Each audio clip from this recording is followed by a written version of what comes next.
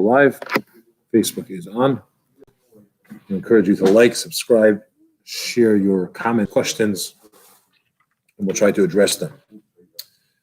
One of the, as the title of today's class is, be a copycatter. Do what Hashem does.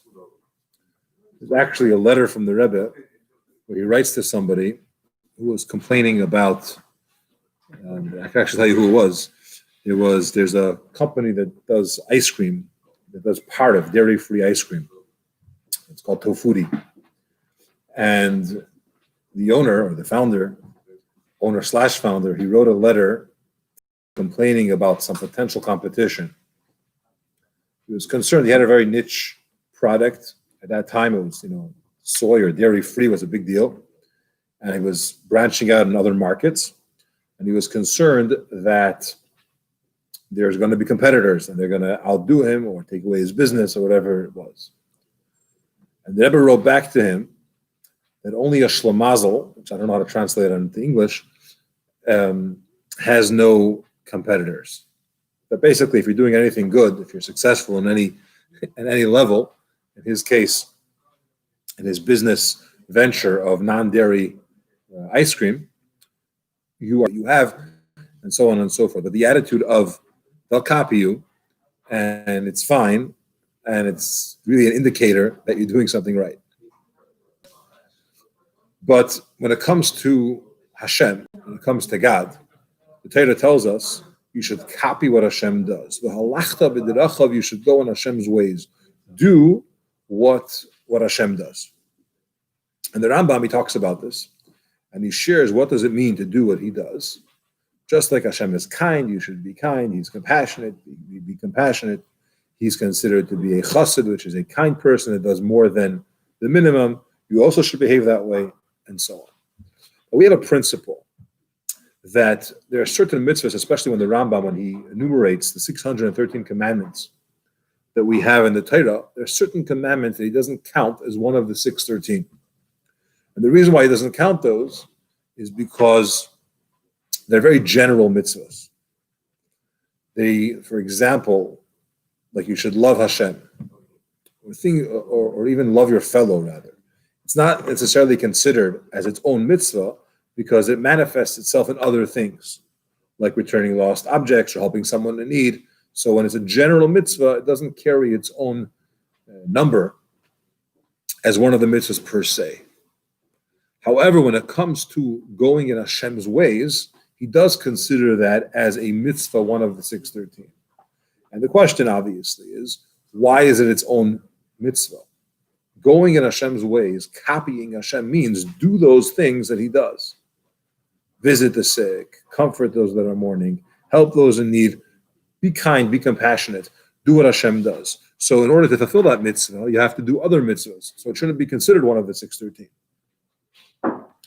So in order to understand this, we have to introduce a concept, very fundamental concept, which Chassidus talks about in many places. That's the difference between the neshames, souls, and malachim, angels, or the difference between people and angels. And one of the differences are that the neshames, the souls, were called mehalchim, we're goers, we're movers, we progress. Angels are called oimdim, they're standers, they're stationary, they're in one place and they exist there the whole time. They don't really develop or grow.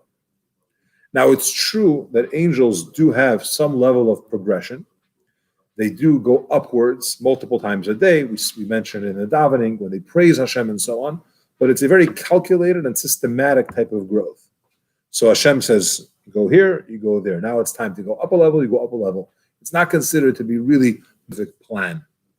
It's almost like robotic, where Hashem says, do this now, they follow instructions. That's really what the essence of an angel is. They're following exactly what Hashem wants them to do. Souls, on the other hand, we definitely progress, we develop, and we grow. We're called movers. We're constantly expanding from or moving forward from where we were until to where we are now. And it's not just that we're moving ahead, but we're moving ahead in a disproportionate way. A person could have a leap a jump which they're much further ahead than they thought they would ever be able to. If they evaluate where they're coming from and what they did, they see that it's a major jump.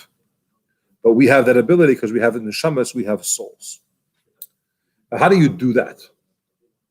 It's possible to do mitzvahs in two ways. You could follow what Hashem says and do mitzvahs because Hashem said so, because it's the right thing to do, or I feel I have some kind of reward, or I'm afraid of some kind of punishment. I do, it's habit. For example, a person, you have to make a bracha before you eat. There's certain blessings that we say before any type of food or drink that you consume. And it's a beautiful thing. You're thanking Hashem, you're asking permission, you're focusing for a second where it comes from. It reminds you why you're eating it, and so on.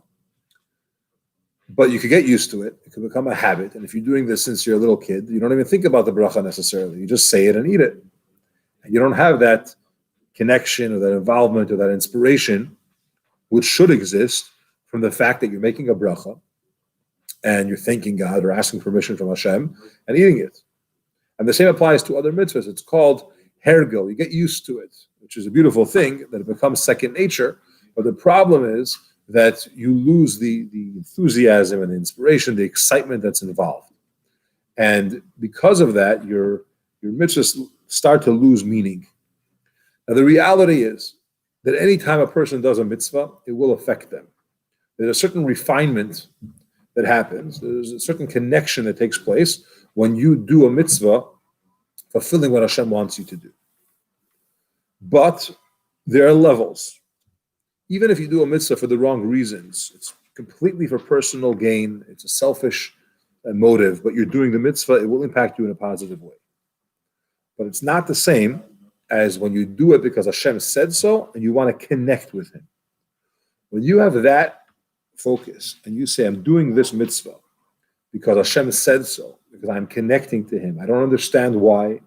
I don't know why it's important that I inconvenience myself, or I'm not sure if I always see the reward, or I'm not afraid of punishment, whatever is going through a person's head. But when you do it because Hashem said so, because that's what He wants, because I'm connecting with Him, that allows us to take the result of the mitzvah to a whole new level. That's where we have that leap. We're not just following instructions you say, and therefore, there's something nice about it, and I want to do it, and so on. But rather, we're doing it because we're connecting to Hashem. He told us to.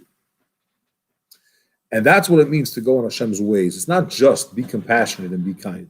You can be compassionate and get carried away with the compassion, and sometimes even have compassion in the wrong ways, because it could become misguided.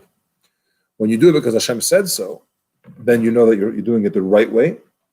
You're not being kind in the wrong circumstances, and the discipline is there when it needs to be there, and kindness is there when it has to be there, and strictness is, and so on and so forth. But the idea is that the mitzvah, why it's considered one of the 613, even though you need other mitzvahs to do it, is because it's a mindset. Going in Hashem's ways is an attitude. A person says, I'm doing this because Hashem said so. And when you do this, you get in touch with your essence. And when you're in touch with your essence, with that neshama, your relationship with Hashem gets much more felt, and you're able to accomplish much more, where you're going a leap, which is incomparable to where you're coming from.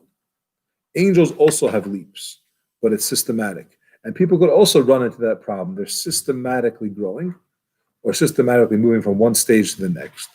But to really have this quantum leap where you're beyond where you came from, that's when you do it because Hashem said so. You're in touch with your essence. And you get that special koyach, that special strength from Hashem. How do you do so?